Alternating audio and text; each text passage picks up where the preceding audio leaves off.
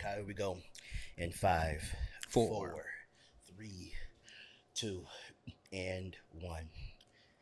You guys have asked for him, and I delivered. Bro, that's a lot of pressure.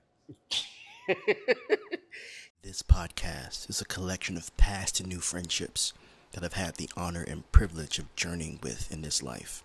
We've shared moments of laughter, challenges, and triumphs that should be documented and recorded for the world to see and hear.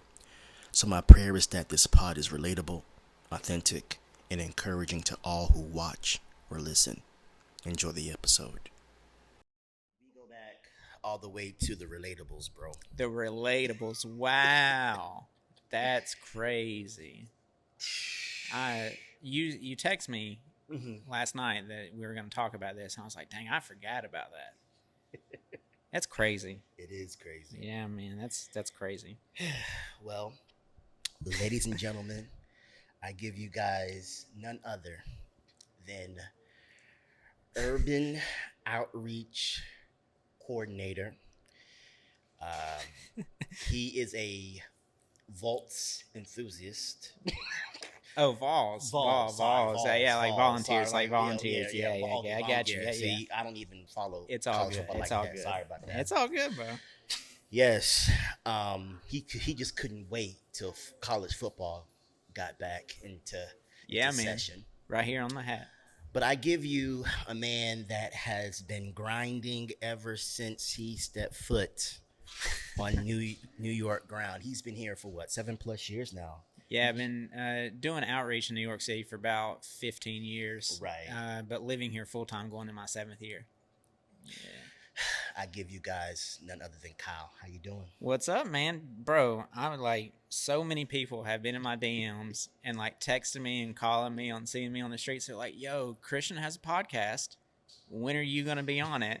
Because we know that you guys are like friends and y'all do a bunch of stuff together. Right. So like we've been watching this podcast, but we've not seen you on it. So when are you going to be on it? When are you going to be on it? And I was like, well, dang, when am I going to be on it? You know? So, yeah, bro, I'm happy to be here. And, you know, we're just kicking it. We just kicking it. Oh, yeah, we just kicking it. We just chilling. Yeah, man. This is episode 10 of Barr+Friends.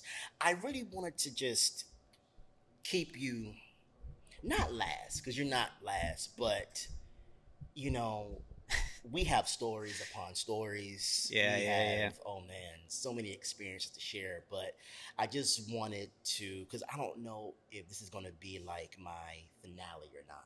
Oh, okay. So I just figured this would be a perfect episode 10. If you're lost, catch up. Go to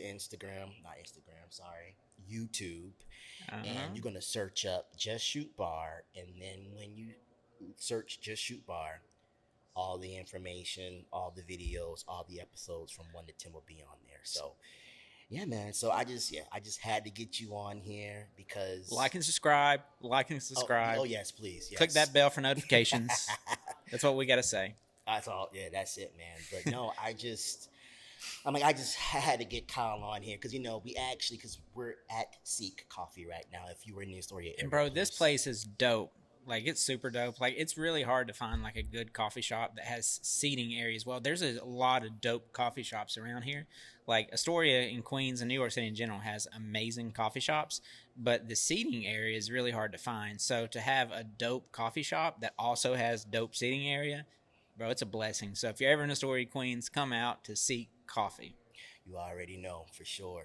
Dang, I went into promo mode. My bad. Clip it. For real. I'm like, okay, Kyle. Shoot. All right, so let's get into it, man. I want to go back to the beginning. I think that me and you, we were starting to, and this was partially my fault, we started off doing the Relatables podcast. Yeah. Before COVID happened. Yeah.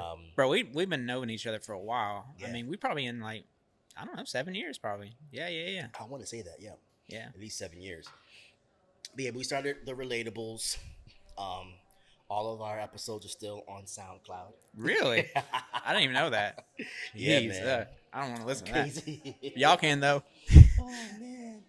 But yeah, man. So yeah, we've been on this journey for a while, just doing podcasts, and then we took a little bit of a break from that, and then Yeah. you got busy, I got busy, um, and then here we are again. Yeah.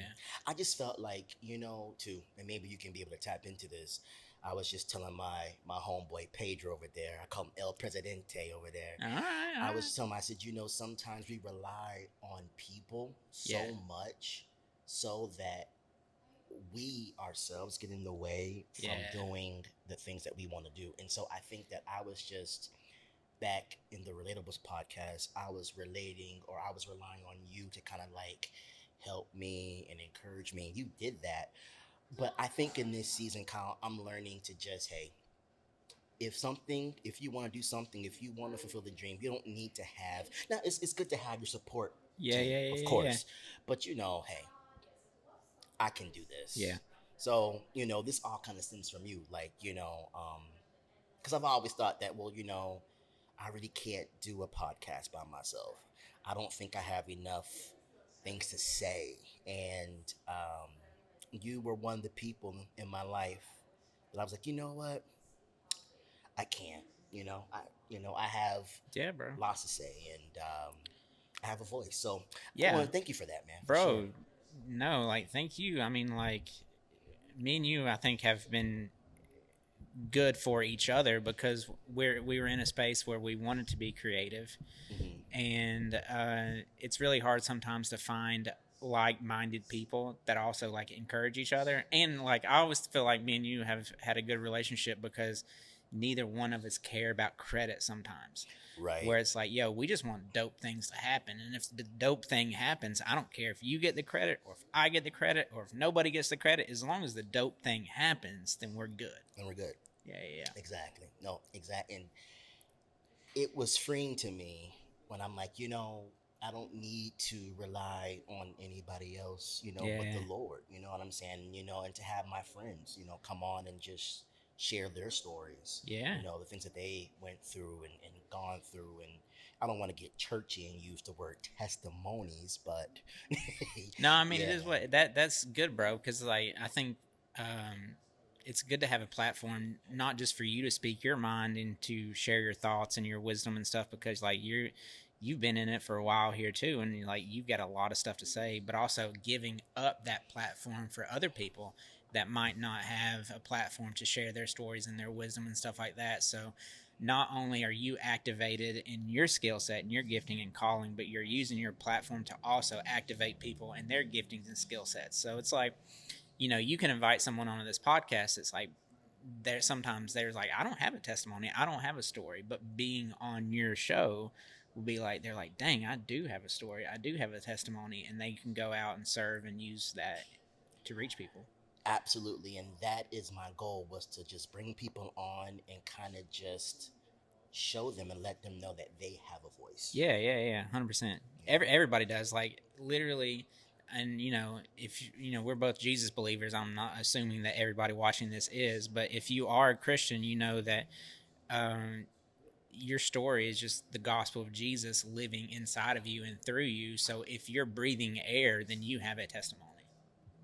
Exactly. Yeah, Because someone didn't get the chance or the opportunity to wake up this morning. So we yeah. did, you know what I mean? And I think too is like, the enemy is very, very good at getting into our thoughts. And that's one thing I have to tell myself every day. Like, yeah, I've been in urban ministry for 15 years and I've done a lot of cool stuff. And if you follow me on Instagram, TikTok, or whatever, you're like, bro, he does a lot of dope stuff, but you don't know the thoughts in my head. And the thoughts in my head is like, yo, only 1,000 people follow me on Instagram. And I'm friends with people that have millions of followers on Instagram. And I'm like, dang, I don't matter at all. But those same people are like following me, being like, bro, what you're doing is dope. Right. But those thoughts in my head are like, bro, you don't matter. What you doing is not making a difference. But to Jesus and to the world and to the people that we're speaking to, and that if one person hears this or a million people hear this, it doesn't matter because somebody heard it. Exactly. Exactly. Yeah. And I don't have a huge following, or I don't have, you know, a lot of supporters, but I do have a vision. I do have a dream, and it's just to um, bring other people on this journey with me Yeah, bro. in this life, Yeah. and just to share incredible, laughable moments. No. Yeah, I mean, we could do that all night. This it's really going to be hard to have this podcast be like an hour. I was just going to because say that. this could be a 10-hour podcast. So Shout out Joe Rogan. I actually talked to Will Day, and he was like, "Oh, guys, you've got to make this podcast at least 2 hours long." I'm like, "Really, chill." Yeah. I'm the one that's editing all this, so yeah. We might have to do like a part two. Part two, Like for maybe sure. if this is the season finale, the season premiere will be part 2 or something. Yeah, I don't man, know. for sure. No, definitely. Now, most of my followers already know your story, but to the new people that are following me, just share your testimony, share your story. Yeah. Yeah. No, I think for me, it's like, we were joking about this last night where it's like, hey, I know you don't want to share your story again because that's kind of what you do. But I would take it an honor and privilege anytime I get to share my story. Is a blessing because, someone might have not seen me speak at a conference or speak at a church or speak on a TV show or whatever that I've been on, but they might see this podcast. So, thanks for the opportunity for letting me share. He's been on TV shows, people. No. Shout out Atlanta I Live mess with TV boss 57. people. You hear me? Nah, man. I wish I had I need an air horn or something, but go ahead. Nah. So I guess I'll start out. So born in an anti-abortion program, 1988. Don't know anything about my biological family at all. The only thing I know is my mother was between the ages of 15 and 17 when she gave birth to me. Never met her. Still to this day, so I don't know. I just been told she was between 15 and 17. Mm-hmm. So from what I was told, she left the birthing room and I got put into an orphanage. And they really didn't have a plan for me, is what I was kind of told. Is they were because the anti-abortion program that my birth mother was in was like therapy and counseling, and they were hoping that my mother would choose to keep me instead of giving me up for adoption, but she chose to leave me. So I kind of like, as a baby, I was kind of like couch surfing in this orphanage while they were trying to figure out a place for me to get put. So these staff members at the orphanage chose to adopt me. My adopted parents were the campus pastors of the group home. Mm-hmm. And, when it was time for me to like start crawling and walking and all that kind of stuff as a baby, they found out I wasn't doing that right, not crawling, not turning over and stuff like that. Took me back to the hospital, discovered I had suffered a stroke while I was in my mother's womb. So I have a slight form of cerebral palsy called left hemiparesis, literally meaning the left hemisphere of my body's paralyzed. I can't really use my left hand, like my ankle's jacked up and all that kind of stuff. So, yeah, man. So, like, I'm still an infant, and I'm already, like, an abandoned, handicapped orphan. Fast forward a little bit, adopted into a family with an older brother who was 8 years older than me. He was an abusive older brother. He took advantage of my handicap and stuff like that. So here, fast forward here, I'm like 5, 6, 7, 8 years old, and I'm an abused, handicapped, and now an abused orphan. So it was like, life sucked, man. Growing up, like, really frustrated with God, because I was, again, my adopted parents were in a Christian group home, and they were pastors. And I just felt like, why would a good God send me to a mother who didn't want me? Why would a good God do this? Why would a good God do that? Blah, blah, blah. And I started getting really, really frustrated and confused. So part of this frustration stemmed from growing up in a Pentecostal church that loved healing services. Mm-hmm. So these healing services, in a Pentecostal church, you have a good sermon turns into an altar call. Have a good altar call turns into a healing service. And who do they want to heal? The local handicapped kid. So not once, not twice, not 5 times, 50 times or plus, I would go through what I call the Holy Ghost car wash. The Holy Ghost car wash is where all the deacons and elders get the oil. They put it all over my body, run through, and they was like, all right, let's see what God did, and let's see this handicapped kid use his arm for the first time in the name of Jesus. And Didn't work. Didn't work. Yeah. So that was a huge blow to me every time that happened, because I was like, bro, why is this happening? Why would a good God do all this kind of stuff? And on top of that, I was having church people say, well, the reason you're not healed is because your faith isn't strong enough, or this, that, or the other. Like, the reason God's not giving my physical healing is because my issues and my lack of faith or my lack of belief or whatever. So fast forward, 12 years old, 14 years old, super pissed off at the world, getting into a lot of bad things. My orphanage sold into a juvenile detention facility. And so all my friends switched from being orphans to like juvenile serving sentences. So grew up in that kind of situation, at-risk youth. A lot of my friends were wannabe gangbangers or legit gangbangers. And they always said you have to watch out more for the ones that want to be. Like the legit gangbangers, they don't gangbang, hardcore, like, in juvie and stuff like that. They kind of are very low-key, and they only like get activated when they need to be. Right. But the wannabes want to prove it, so you got to watch out for them. So yeah, I was trying to do all that kind of stuff for a little bit. So just knucklehead stuff. But one of my best friends' dad saw me kind of spiraling. And he was like, hey, I'm leading a missions trip for the group home in the church to New York City, and you're going on it. And I'm like, I'm not going on. I'm not going on no mission trip. And he's like, no, you're going. It's going to happen. So came to New York City at 15 years old on a missions trip that I did not want to be on. And I was just like, when I was kind of forced to be on it, I was like, okay, well, I'm going to enjoy the good food. I'm going to enjoy the big buildings. I'm going to enjoy New York City. But when it comes to the ministry stuff, when it comes to the outreach stuff, I'm just going to mean mug everybody and just kind of like be mad at the world and get through it.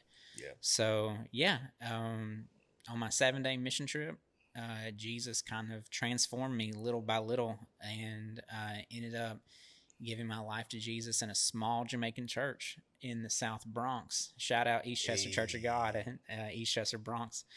So went back home, got on fire for God, got on my MySpace account, started hitting people up. You remember MySpace? Shout out Tom. He was in our top 8 friends.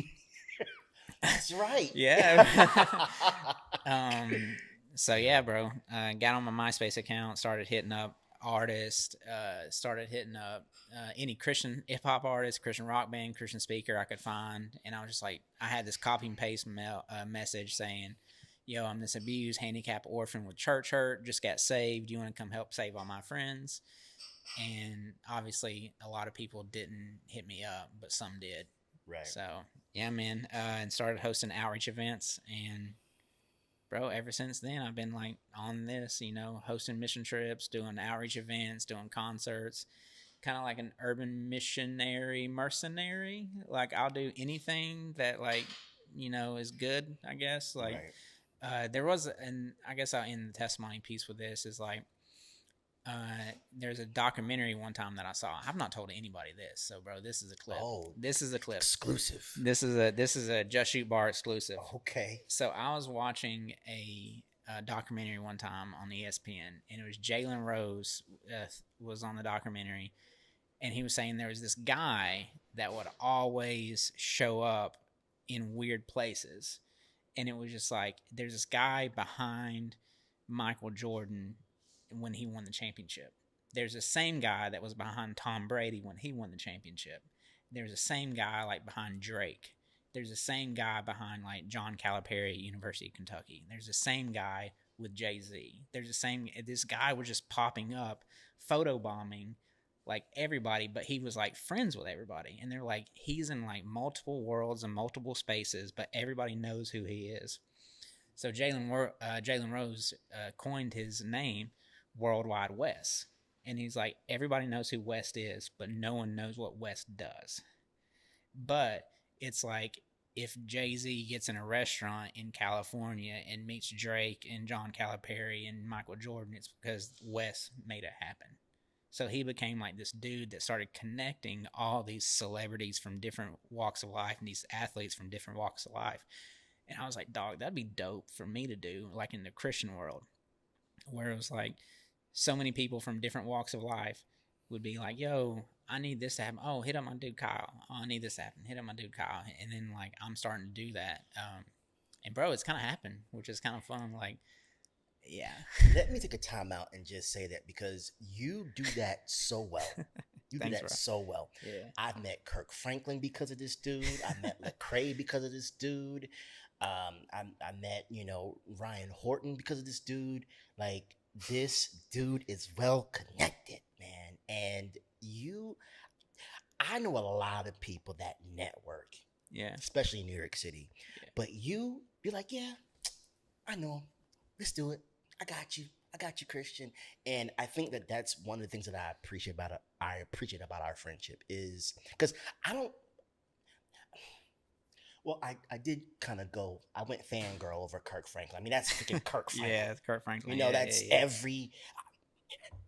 That's every black mama's uncle. That's everybody's Uncle Kirk. We grew up with Uncle Kirk. Yeah. That's the only time that I went Kim Kardashian on you. Like, oh my gosh, I gotta see Kirk Franklin. That is true.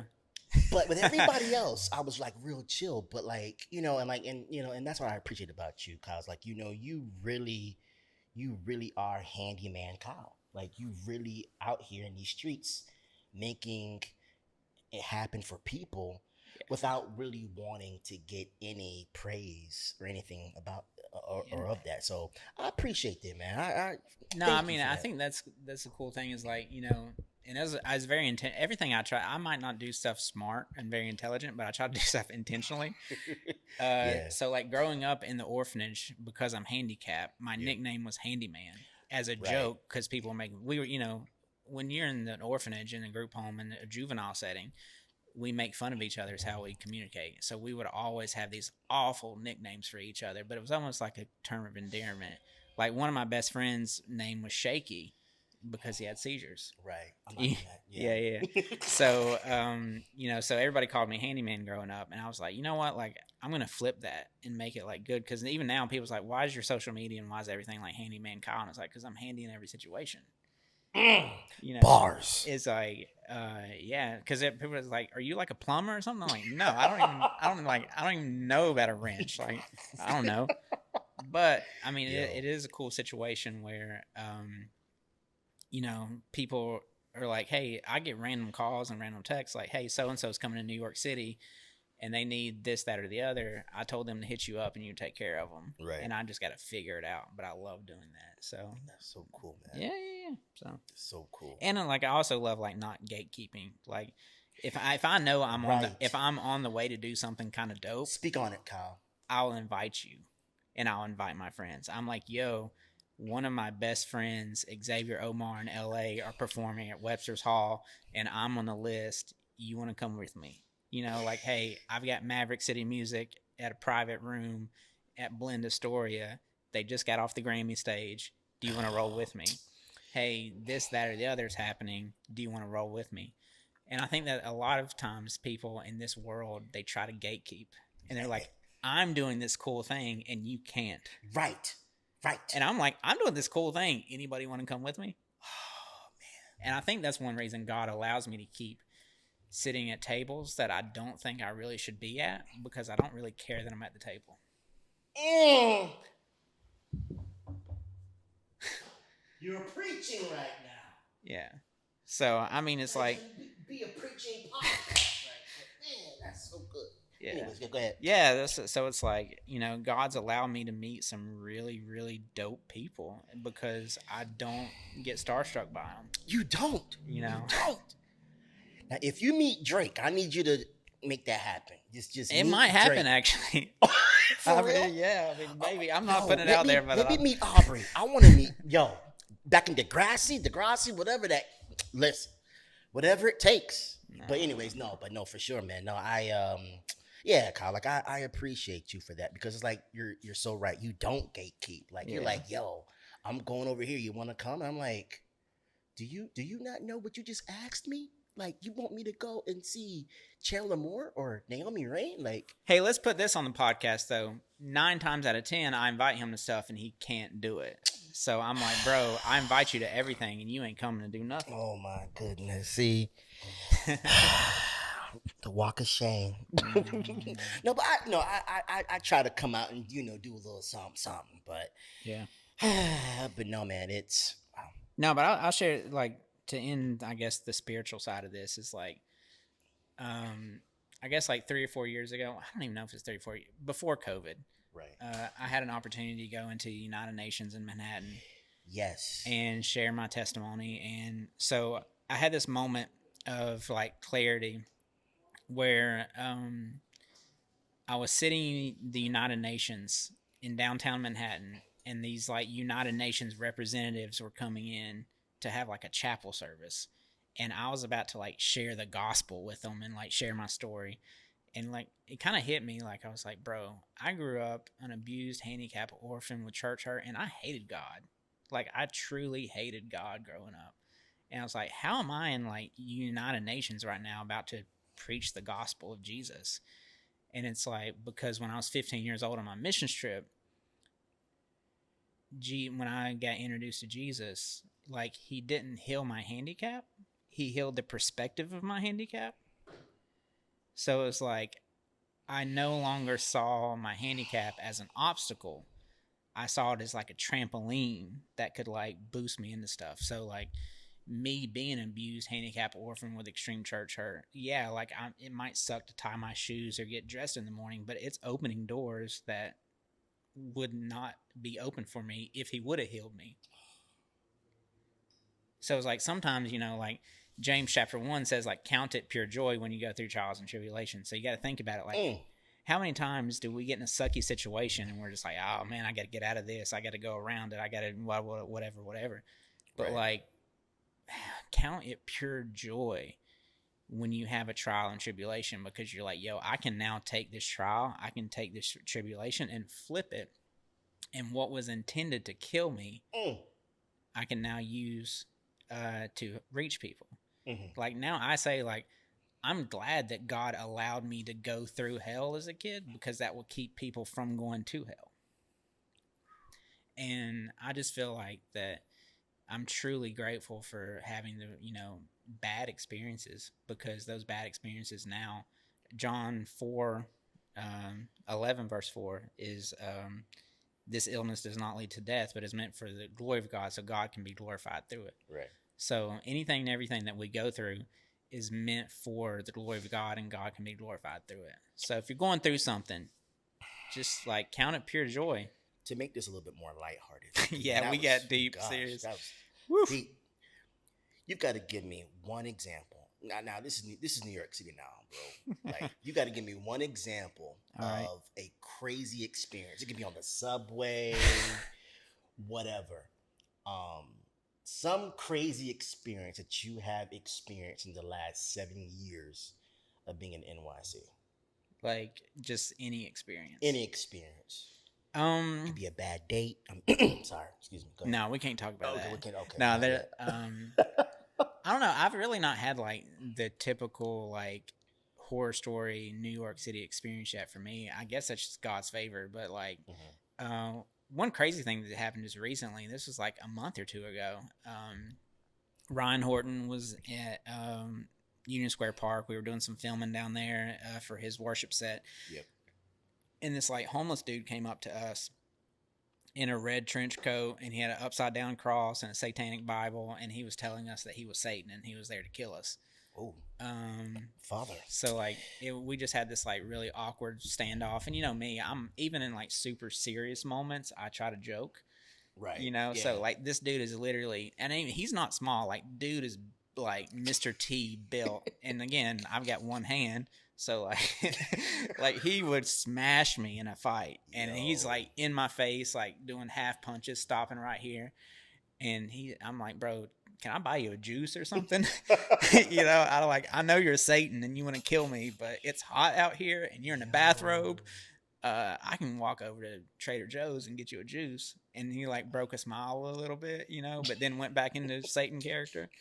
So I don't know. That was Wow. yeah.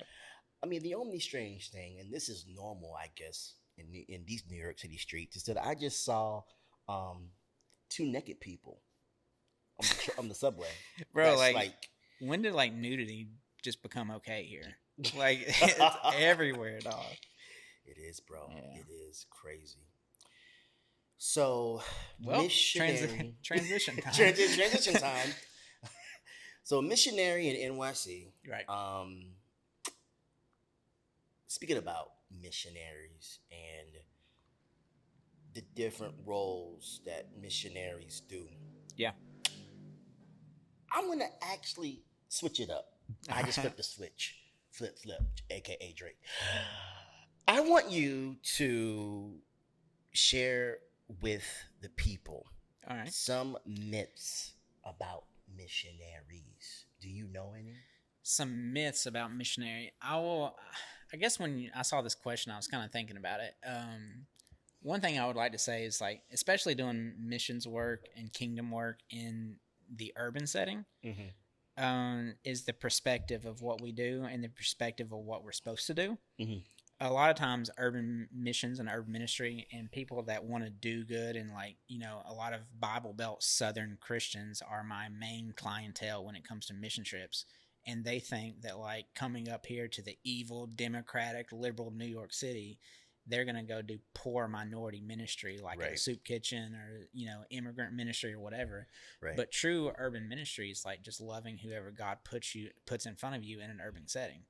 Like I'm going to go to Queensbridge housing projects on the last Saturday of every month and love people in a Section 8 housing. It's the largest housing projects in North America with 7,000 people. But 3 blocks down the street is Long Island City and Grand Street Plaza, which is one of the most expensive, most hot real estate markets in the game right now. And there's millionaires leaving there. So in a one-day stretch, I can be in front of a homeless dude, and then 30 minutes later, I'm in front of a billionaire. And I got to serve them, love them, and show them the face of Jesus in the same way. Right. So a lot of times in urban ministry, we just think that like, oh, we're up here and we're going to go serve the poor people down here. Right. So that's the myth that I want to like dispel a lot. And I tell all my mission teams, I'm like, yo, like you being a good customer at a coffee shop is showing the face of Jesus. There's a lot of people in the restaurant industries that say Christians are the worst tippers. They're the people that always like tip bad. They always like, hey, my food's cold and you get the wrong order. Right. They're very entitled, and a lot of people are turned off by Christianities because Christians are horrible customers. So you can actually be a good urban missionary just by being a good customer and over tipping and like being just a friend to a barista or somebody or a waiter or waitress. But then, you can also do soup kitchens and homeless ministry and all that kind of stuff too. But you can also go to a bagel store or go to like an internet cafe and have a conversation with a dude on Wall Street. Right. Yeah. Conviction. I say that because like my fiance, like she has been, I'm a giver, I'm kind and all that, but like especially when we go to these little bougie restaurants, she's always like, "What you gonna tip them?" I'm like, "This means $100." What? No. What are you gonna tip bro? them? If you ain't got time to tip, bro, you don't need to. But it's like she always encouraged me, like, no, like you need to, because I mean I tip, of course. Yeah. But she's like, no, don't be cheap.